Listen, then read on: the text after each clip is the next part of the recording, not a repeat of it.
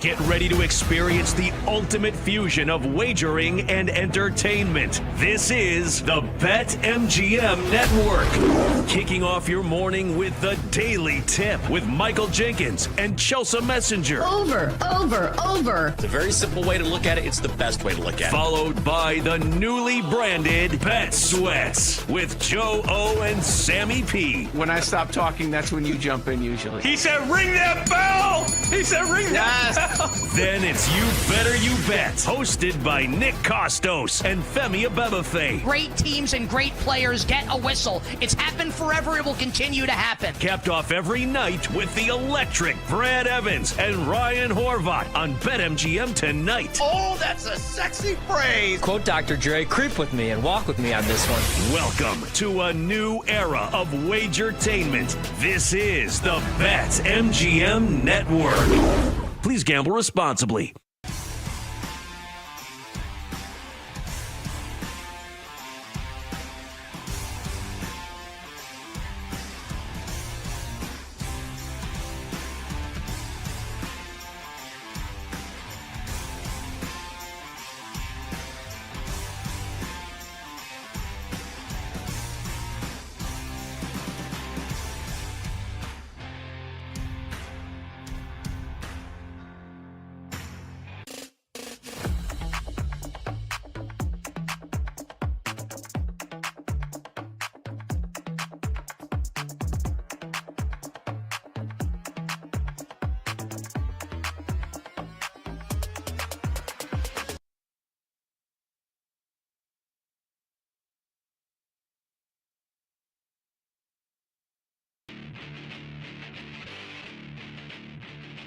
Grab your flux capacitor and let's go back to the futures with Brandon Sprague and Will Ortner on the BetMGM Network. A sport I don't really follow all year, and then I really care about it, is the College World Series, and my Oregon State Beavers are playing right now against Coastal. And with one out in the fourth inning, they just, Coastal hits a routine ground ball to second. A.J. Singer has been money for Oregon State all year, as good defender as you could possibly have there, and the ball just went through his legs. And so instead of getting out of the inning, it's down 3-1, there are now, with that error, a 4-1 deficit. Coastal Carolina leads with runners at the corners and one out. So, yeah. And also that's their fifth error in the World Series, which leads all teams. So they've gotten to Omaha, which is a great achievement in itself, but they've been very sloppy. So a little concerning start for my Oregon State Bees. Absolute sickos over here. We're debating NFC West who to bet week 1 between Niners and Seahawks. I think that's the week 1 in Seattle. And I'm kind of curious because, and I know this is a side note from what we wanted to get to. We'll get to the NBA Finals here, but I think McDonald year 2 is fascinating to me. Like, agree. Darnold doesn't scare me. I'm sure he'll make some good throws and have moments, but like he's terrible under pressure. Statistically, he's worse than Geno. I think Smith and Jigba is going to be an absolute monster. Love that dude. I think he's their best player. But I want to see how much of a leap the defense takes, because I didn't find the defense all that impressive given what I thought they would be under McDonald year 1. But this is generally when you start seeing like the transformation for a team with a new coach. And so I don't know what the line would be, but I'll tell you right now, I'm looking forward to it because I think the NFC West could be underrated fun. I don't know if it'll be the best division, but underrated fun this year with the Cardinals. I liked what they did in the draft. I think they could be making an argument. The Rams, McVay's like recharged since he had that down year. I'm not a big Devontae Adams believer, but I still think he's a nice piece to have. And then Seattle, McDonald year 1, and Shanahan, Niners, Brock Purdy contract, post Debo and company. Like, I'm curious to see what this is going to be. I would tell you right now with McDonald, if you were disappointed in his first year, basically go at about week 8. Whenever they get Ernest Jones the fourth, it is very clear that Seattle had brought in a crew of defensive players that McDonald originally was like, yeah, they can fit into my system. And then he hated all of those guys. And he got rid of he got rid of all of his linebackers. And he got rid of a decent amount of that secondary and brought in his guys, right? So once Ernest Jones the fourth kind of came in and he got to be that middle linebacker where he was kind of running the show, you saw that defense improve, right? And then with what Seattle did in this draft, it's a high risk, high reward type of draft. They went with a lot of players that were the most athletic at their position, but had clear issues either in instincts or in lack of football IQ, right? So Nick Emanwari jumps off the page to everyone when you look at his combine workout, right? Like every single thing, he's 99th percentile. Height, speed, weight, leaping ability, athleticism, short, quick burst, eye drill type stuff. L drill. He's way up at the top. But then when you watch him in a game, it always seems like he's a step behind as a strong safety. Now, remember, McDonald is the same guy who made Kyle Hamilton into the best safety in all of the NFL. Now, he came into the NFL at a much higher rate, much more highly regarded than Nick Eman. You're giving McDonald all the credit for Kyle Hamilton? Yeah, because he's my coach. I'm giving him all of the credit, 100%. My guy made that guy. What are you talking about?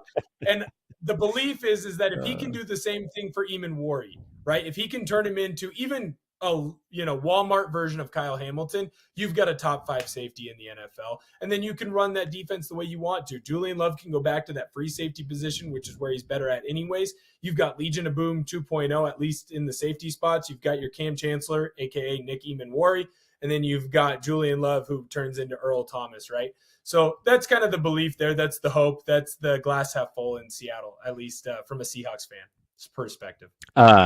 NFC West odds, and then we'll move on. Niners plus 160, Rams plus 185, Cardinals plus 450. Your Hawks are 5-1, yep. Dead last. Worst team in the division, Vegas says. Yeah, not a lot of love there. I would tell you right now, I can't remember the exact line, but if you go to BetMGM, bet Seattle to be top 2 in the NFC West. It's a plus number. I believe it's like plus 165, maybe plus 170.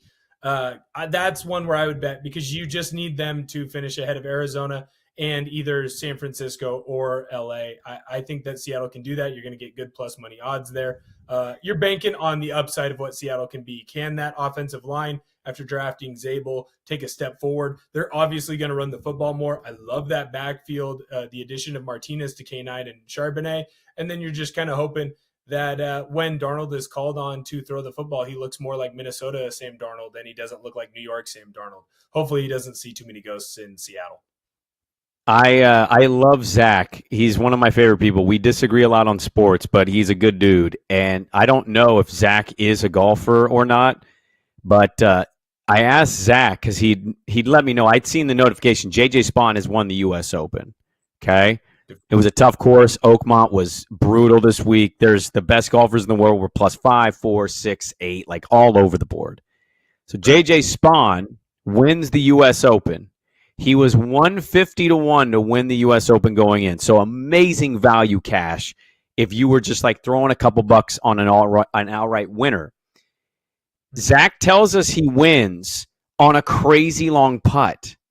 Then Zach puts in the chat, JJ Spawn, 5-inch putt for bird. And I just want Zach to know that 5 inches is not a crazy long putt. 5 inches is what we would call a gimme on the course. So if Zach hit a shot that landed within 5 inches, I wouldn't even make him putt. I'd say, you're good. And he could pick the ball up or he could hit it in just for funskis. So I don't know if Zach mistyped there, but he wrote 5 inches, and he had told me he hit a long putt for bird. I'm very confused. He mistyped. So I just watched it right now. He mistyped. It's a significant distance putt. It is a great putt, 100%. It is more than 5 inches, maybe 50 feet. Like maybe 50 meters. It is 100%. I'm watching it right now on 18. It's a long putt. It's a great putt. We're not talking like Tiger and 08 type of putt, right? But it's a significant putt. It's a great putt. Congratulations to JJ. okay, congratulations to JJ Spawn and not Zach, who mistyped, I guess. That was hilarious. I'm like, 5 inches. Who can't hit a 5-inch putt? Did you gamble anything on the U.S. Open? Was Spawn in it, like any top 10, top 5? Like, did you have Spawn in anything? No, I didn't have Spawn in anything. I thought I was getting real sneaky. I had Sepp Straka, and I was like, he hit so many greens in regulation. He's going to come in and dominate. And then he was like plus 16 after day one. So it didn't go my way. Victor Hovland was nice for me. I got a plus money hit there. I had him at top 30. Now I'm wishing I would have had him closer to top 10 because he finished inside of the top 10. But most of my guys in the U.S. Open, I thought I was doing the smart thing, going with Morikawa, going with Schauffele, betting guys that are going to keep the ball in the fairway, stay away from the rough. I saw that Bryson DeChambeau TikTok where he drops his ball in and then he loses it in the black hole, essentially, that is the rough out there. And none of my guys came up big for me. The course was absolutely dominant. It was whoever was going to win this game was going to be the guy who made the least amount of mistakes, and that was JJ Spawn. And as crazy as this course was and as difficult as it was, Justin Thomas was going on a Twitter spree today, and he kept tweeting about basically that this was the easiest version this course was going to be.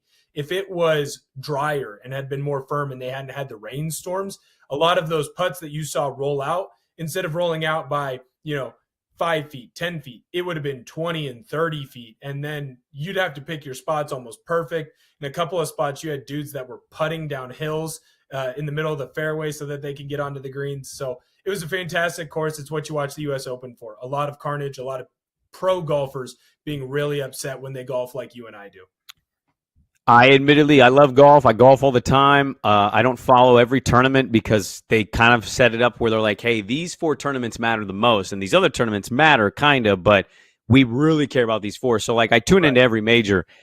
It lost my attention, and I like watching guys just, like, struggle and barely win.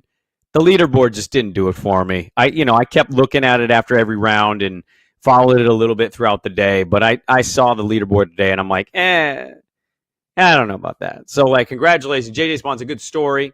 He had lost an opportunity earlier this year, and so I'm happy that he won, but didn't necessarily grab my attention with that. My attention is the NBA Finals. And, Thunder winning Game 4, which you go back and you look at that, and I've already rewatched some moments of it, kind of crazy that they won that game. That felt like Indy was putting a stranglehold on that to go up 3-1. And then the fourth quarter happened, and Shai Gilgeous-Alexander was absolutely dynamite in the fourth quarter. He finished with 35 points on 12 of 24 shooting from the field. He was 10 of 10 from the line. They outscored Indiana 31-17 in the fourth quarter. They ended up covering the number of 6.5, which was a brutal beat because I had Indy plus 6.5 on that one. Updated series odds, Thunder minus 625, Pacers plus 450. The series spread, or Game 5 odds, Thunder minus 9.5, Thunder minus 450 on the money line, and the Pacers are plus 333 on the money line, and the over-under is 223.5. What do we make of game 4? And what are we feeling game 5 back in OKC and even potentially game 6, or not potentially, what will be game 6 back in Indy? Now, I know this is a bold take, and both teams have shown that they can go out and beat each other on each other's home court. I have a really hard time seeing the Pacers win in Oklahoma City twice. Like, what you are asking the Pacers to do is they're going to have to take another game in OKC from the Thunder. And let's call a spade here. They barely won that first game, right? Like, they got, for the most part, dominated until the fourth quarter. Now, because of the pace of play which they play at and the way they're able to run teams down and how ferocious their defense is, they're never really out of it. They've proven that this entire postseason. But I just have a hard time seeing this Oklahoma City team that we talk about as being a historically great team, right? When you look at all the advanced analytics, how deep this team is, it isn't just one player. You've got 4 or 5 dudes that can go out and play lockdown defense. You got 4 or 5 dudes that can go get a bucket when you need them to go get a bucket. You've got dudes coming off the bench that can be a bucket getter. You have dudes coming off the bench that can be a defensive stalwart. Alex Caruso seems to be like whatever they need in that game, he's going to be that for them. You've already had 2 big Lou Dort games. I have a hard time seeing the Pacers go into Oklahoma City and steal another game without either a historic performance from Halliburton or Siakam, or a historically poor performance from the Thunder that we haven't seen them have this entire postseason, except for maybe game 3 against Minnesota. Yeah, I mean, I agree that, like, Indiana winning won't, I think, stun us. I don't think we'd watch that and go, I can't believe. Like, game 1 was shocking. The way they were playing both teams, and then they came back and Oklahoma City kind of melted down. But we had seen the Thunder do that against Denver, right? Remember game 1 of that one, Gordon hits the 3, and you're like, Denver won this game. That didn't feel like that at all. And so it was very similar in that vibe. I was really impressed. I've been really impressed the last 2 games. I know Indy didn't win game 4. Really impressed with Indy.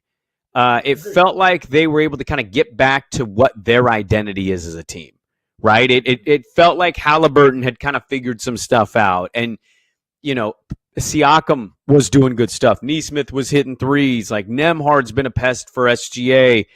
Turner's been good defensively, not as good offensively. And McConnell's been a nightmare for them, for Oklahoma City. And Mathurin had a big game 3, and then he missed some pretty big free throws in game 4. I love what Rick Carlisle and company's doing. I don't think we should completely count them out. But I got the Thunder in 6, buddy, at plus 400, and I'm feeling great about that right now. I agree with you. I don't think they lose game 5 at home. And then you go back to Indy, and I won't put it past Indy to push it to 7, but I just have a hard time believing Indiana's going to win 2 games in Oklahoma City. It's a tough place to play. It's loud. It's raucous. And I think we give the crowd so much credit. That team is good. That team is all-time historically great. They're plus, what were they? Their plus minus was the best team differential in NBA history offensively. Like, this team is real deal Holyfield, and I'm feeling good about having my Thunder in 6 pick. I thought Indy could win 2 games in this series. They damn near won 3. Like, I want to give Indy credit. They could make an argument they should be up 3-1 right now, and we might have a different outcome as the winner. And so I'm sitting here with a Thunder in 6 ticket, feeling happy, like really happy. Although I have been emotionally pulling for Indy because I used to root for the Sonics, and I don't like the zombie Sonics, and I don't think Seattle shouldn't have a team. So I've been a little conflicted, but I had Thunder in 6. I'm feeling good about that position right now. Well, look, I'm glad that I tailed you for Thunder in 6. I'm also glad that right before the Knicks series, I took the Pacers to win the NBA title at plus 700. Basically, as long as this doesn't go 7 games, I am right. And me hedging on both sides, I think, might be the smartest gambling that I've ever done in my life. So write it down, check it off, because I'll never be smarter in the history of my gambling ever. Yeah, that's why they call you Will the Thrill, man. Will the Thrill Ortner. All right, we got a lot to get to. We wrap it up. We'll get to some football stuff. Some interesting NFL. There's a team in the NFL that we know is a little bit of, what are you doing? And they continue to do that. So we'll get to that coming up next. Back to the Futures on the BetMGM Network. Back to the Futures. We'll be back with Brandon Sprague and Will Ortner on the BetMGM Network. Download the app today. Please gamble responsibly.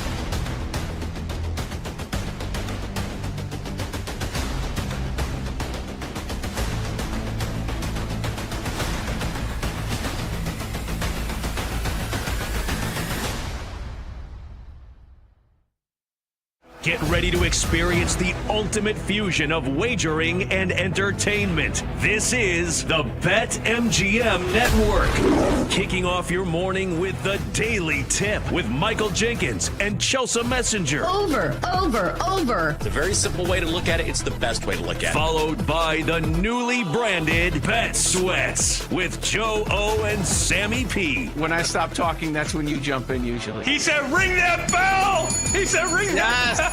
Then it's You Better You Bet, hosted by Nick Costos and Femi Abebefe. Great teams and great players get a whistle. It's happened forever. It will continue to happen. Capped off every night with the electric Brad Evans and Ryan Horvat on BetMGM tonight. Oh, that's a sexy phrase. Quote Dr. Dre, creep with me and walk with me on this one. Welcome to a new era of Wagertainment. This is the BetMGM Network. Please gamble responsibly.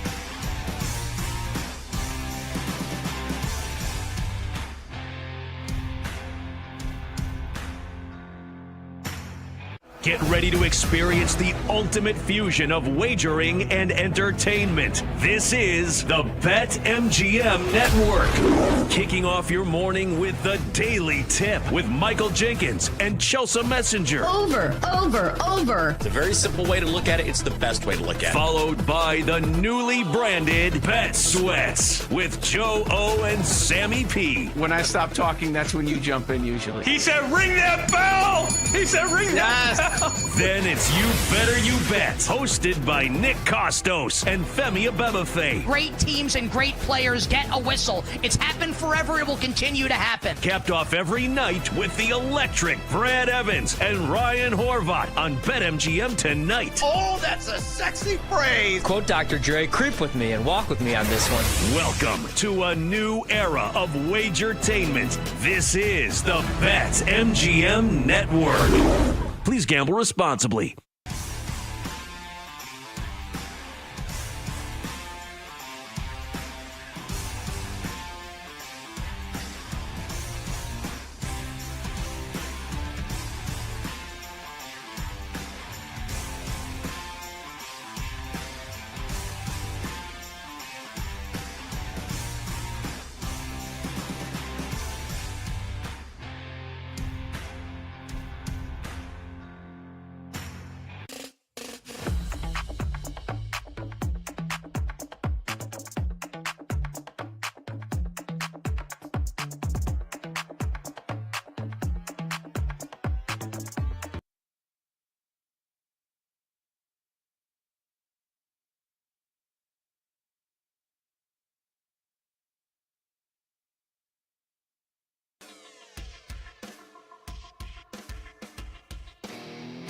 Grab your flux capacitor and let's go back to the futures with Brandon Sprague and Will Ortner on the BetMGM Network.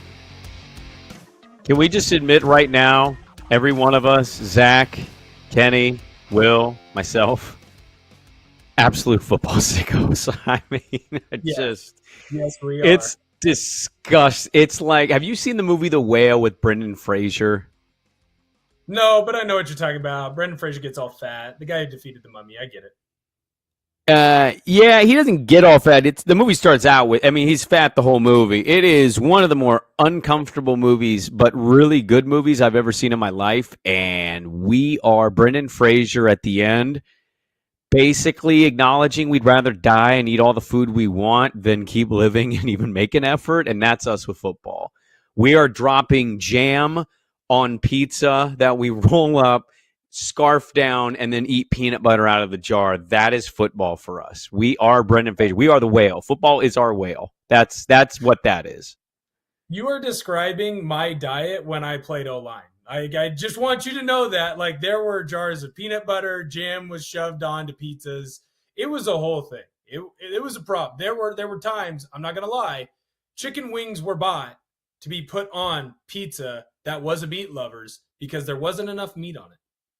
I'm not disputing the fact that the 64th greatest offensive line prospect from Hawkinson High School did that. What I am saying, though, sorry, it got updated. I just hit refresh. What I am saying, though, is you didn't eat the chicken wings on the pizza and make like super awkward, uncomfortable noises eating it, the way Brendan Fraser does in that movie. Well, yeah, no, I wasn't like I was gorging myself, but I wasn't enjoying it in that way, I should say. That movie made me sweat. Just watching the movie made me sweat. It is, again, you probably won't watch it. It is so uncomfortable, but man, interesting nonetheless. Let's not get too sidetracked here. Very quickly before we finish with some football stuff, Kevin Durant has limited the window of the teams he wants to go to. According to Kevin Durant himself, it's the Rockets, Heat, and Timberwolves as his 3 preferred trade destinations. Thoughts? Yeah, I mean, I understand why Kevin Durant would want to go to all of those places, maybe except for the Heat. I don't understand necessarily why the Heat or the Timberwolves would want him. Like, the Rockets make sense, and it sounds like Giannis isn't actually going to become available. And what did the Rockets need? They needed an older guy who could get a bucket at any moment, right? Like, as good as that team was, they didn't have anyone that could get a bucket, or at least not. You have a dispute on that? You think you had guys who can get a bucket better? No. I'm not disputing what you're saying. I just wanted to add, I think we made a clerical error here on the show sheet. It's not the Timberwolves. It was the Spurs. I knew it was the Spurs, but I saw on the show sheet T-Wolves. It's the Spurs. He says Spurs, Rockets, Heat. So I'm sorry for interrupting you. Your points are valid. I just wanted to make the correction. It's the Spurs. He wants to play with Wemby, which I'll just add. I'll let you go. I think that's the best destination. I know the Rockets need a dude like KD, and I get it, but I think the Spurs is such a great fit for him. Well, the other thing with the Rockets is, like, does Kevin Durant make them an NBA title contender? I wouldn't say so. I think you can make the argument with the Spurs, but it also depends on what you give up. Like, are you going to give up Castle? Are you going to give up some of your younger talented players to combine Kevin Durant and Wemby when you know KD's already kind of taken some steps backwards? Like, even if you make the argument, you're the biggest Kevin Durant fan ever, right? Hey, he's going to be awesome for 4 more years. He's going to be awesome into his 40s. He's LeBron, right? The only player who's been awesome in the NBA into their 40s. You think Kevin Durant will be the second one. It doesn't make sense to get rid of some of this young core that you have to get him, right? So I understand, like, you're probably going to have to trade away the second pick to get Kevin Durant, because the Suns, if they're going to get rid of Kevin Durant, they're clearly resetting, reloading, going to build around Booker. You don't think they get rid of it? Because I'd rather get rid of that than get rid of Castle. I think so. There's a funny thing that went around social media. So Jeremy Sohan, I always say it both ways, and I'm always wrong. You know what I'm talking about. The new Dennis Rodman, basically. Dyes his hair, plays defense, rebounds. They made him be a point guard for some reason. Didn't understand that thinking. He was posting on his Instagram if people had barber connections in Phoenix. And I'm just, to me, to make the money work, you need Vassell. So he just signed a $124 million deal. You throw Harrison Barnes in it because he's going to be an expiring. And then you give Sohan or Sochan, you put him in that deal because he's a younger-ish player and he plays defense and whatnot. And then you don't trade the second pick. I think you give the 14th pick. And then I think you do 14, and then I think you do 2026 and maybe a couple seconds. And I think that's good. Like, I'm not trading the 2 pick for Kevin Durant. I'm sorry. I don't think Kevin Durant going on the Spurs wins me the title in the next 2 years. If I'm the Rockets, I don't think Kevin Durant wins me the title in the next 2 years. I also have no idea what Kevin Durant's going to be thinking in a year. So like this whole I'm going to commit long-term thing is ridiculous. He's almost 40. Rockets make sense. Spurs make sense, but I'm not trading the second pick. I want Dylan Harper. I want Dylan Harper on my team. I want Castle to stay on my team. I want Wemby on my team, and we run it with a bunch of young dudes mixed with Kevin Durant. And I'm all in on that, and then they figure out the filler spots for the rest of their roster holes. That's what I would do. See, and I agree with that if I'm the Spurs, but if I'm the Suns, I'm demanding that second pick. I'm demanding as high of an and price. The phone call is over. He's not. He's what? Isn't he 37, 38? Like 37. I'm not trading the second pick in the draft for a dude that's 37. Like at best, he takes me to the playoffs. I don't think he's winning me the title. Kenny says he's 36, so 36 going on 37, whatever the number is.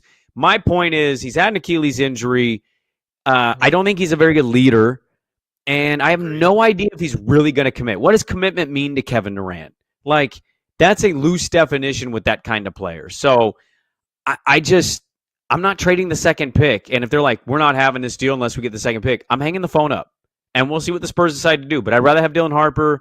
He's a good young talent. They compare him to Cade Cunningham, but left-handed. I'd rather have that with Wemby at, what is Wemby, 20? Is he 21? Like, whatever Wemby is, I'd rather build Castle, Wemby, that, than say, I forego that, and I want Kevin Durant here for 2 years. Like, I'm good. I'm straight good on that. If he goes to Houston, that's a different conversation. But if I'm the Spurs, I'm good off that second pick. See, and I agree with that. So then that kind of takes the Spurs off it, which then leaves the Rockets and the Heat. I don't understand why Kevin Durant would want to go to the Heat other than he gets to keep more of his money. The Heat aren't going to be a contending NBA title team with him there. They're not going to be an Eastern Conference contending team with him over there. Now that, you've seen the changes going on in Orlando, I still think the Knicks are very good. The Pacers are very good. I think the Cavs are being drastically slept on. Like, they had a bunch of injuries and they played poorly for a 2-week stretch. They were awesome through most of the regular season. So maybe I'm crazy, and I understand that there's a trade that has to happen for Kevin Durant. He doesn't fit in Phoenix. He doesn't want to be in Phoenix. Phoenix doesn't want him there. They have to get rid of him. But if I'm a lot of these teams that we've just listed, if I'm the Rockets, if I'm the Heat, if I'm the Spurs, why do I trade for him unless I get a sweetheart of a deal? Like, if I'm getting Kevin Durant, I should get Kevin Durant for less than Desmond Bane. That's what I'm saying. Oh, do you think he's going for the Desmond Bane price? Because I don't. I think he has to go for much less, significantly less. See, and that's the thing is, like, you could end up being right. Maybe the Spurs do throw in the 2 pick. I think that's a mistake. Good luck to them on that. I think it's too valuable a pick with the player involved. And so, like, I don't know if that trade is dead if they don't include the 2 pick. I don't know what Phoenix's thoughts are on what Kevin Durant's value is. He only has 1 more year left on the deal. Like, that's my thought is like, yo, you're not guaranteeing me any years out of this year. I can't fully commit to it. So I don't know. The Shams report is that he is going to be traded at latest at the draft day, which is the 25th. So we're not that far away. But there's some people think it could happen in the next week or so. And based on seeing Desmond Bane get traded, it seems entirely possible that, Kevin Durant has a new jersey in the next week by the time we do the show again. Yeah, no, I don't disagree. Like, he clearly has to be gone. I just think that what the Suns are going to want is going to be more than what these teams are willing to give up for or going to want to give up for. And I think we're on the same page there. Which makes me then wonder if he will actually truly get traded to one of these teams or get traded as quickly, right? Like, how long did we hear in Portland, Damian Lillard is going to the Miami Heat and you have to take the Heat deal and you just have to take your medicine and it's going to be fine. And then all of a sudden, even after Dame asks out, they find a way to get him to Milwaukee in a spot that makes more sense for everybody involved. So what I'm wondering is, does Kevin Durant kind of get the Damian Lillard treatment here from the Phoenix Suns of, hey, no, shut up. Yes, I understand that you want to go to these 3 teams, but they're not going to give us the best return for you. Or at least we don't think we're going to get the best return for you. And we're going to shop you to everyone, and you're going to go to one of these places and you're going to deal with it. And I think that might be the more likely outcome. Because I agree with you. If I'm San Antonio, I don't give up the second pick. If I'm the Phoenix Suns, I don't trade Kevin Durant to San Antonio without the second pick. We'll see what happens there. Booker, they claim Booker's going nowhere, but a lot of people are speculating they might move Booker as well. We'll see what happens with that one. Let's wrap up with some football here. Shamar Stewart left camp for the Bengals, their first-round draft pick. He has not agreed to a rookie deal, and he's calling the team out very quickly because we got 60 seconds. What is the Bengals' problem? Why do they suck? It's because they had to pay other people. They paid Jamar Chase and they paid T. Higgins, and now they want to find a way to get out of paying Stewart if he gets hurt. And Stewart is 100% in the right here. How dare they try and put this clause into your contract that's never been put in any other rookie's draft pick? It's never been a clause in any of these other contracts. If I'm Stewart, if I'm his agent, man, pound sand. We'll figure out something else. And I don't get why they're doing it with Stewart anyways. I don't think he's a very good defensive player. He looks like Tarzan. He plays like Jane, man. He's got 4 sacks in his entire career. So I don't understand why they're going through this whole thing. Maybe they'll get Trey Hendrickson back because they opened contract talks up with him. Oh, by the way, their other defensive guy, they have not signed him either. So their terrible defense right now has no defensive lineman. Good move by them. Thanks to Kenny. Thanks to Zach. Good stuff, as always, from Will the Thrill Ortner, the 88th greatest Hawkinson High School offensive line prospect of all time. I'm Brandon Sprague. You guys, thanks for hanging with us. It means so much. Maybe next week, Will, you'll crack the top 10. You never know at Hawkinson High School, footballguysrule.com. And we'll talk to you guys next week. Back to the Futures in the BetMGM Network. And this ball game is over.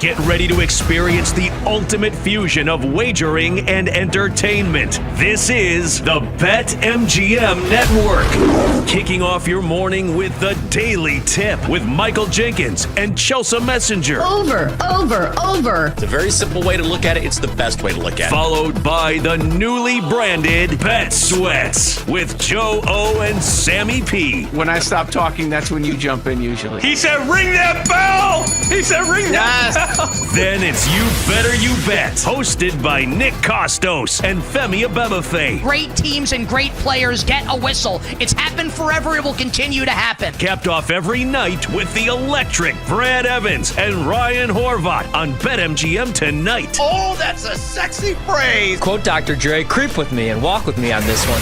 Welcome to a new era of Wagertainment. This is the BetMGM Network. Please gamble responsibly.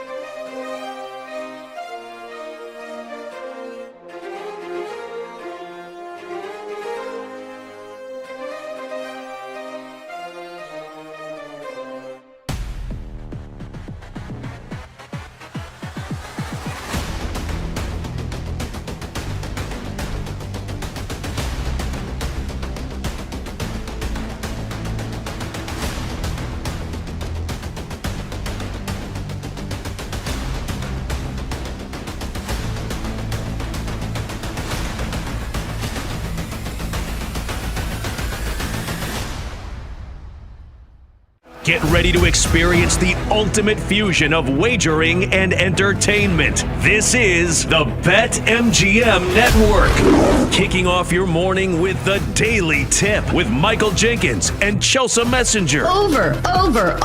It's a very simple way to look at it. It's the best way to look at it. Followed by the newly branded Bet Sweats with Joe O and Sammy P. When I stop talking, that's when you jump in usually. He said, ring that bell! He said, ring that bell! Then it's You Better You Bet, hosted by Nick Costos and Femi Abebefe. Great teams and great players get a whistle. It's happened forever. It will continue to happen. Capped off every night with the electric Brad Evans and Ryan Horvat on BetMGM tonight. Oh, that's a sexy phrase. Quote Dr. Dre, creep with me and walk with me on this one. Welcome to a new era of Wagertainment. This is the BetMGM Network. Please gamble responsibly.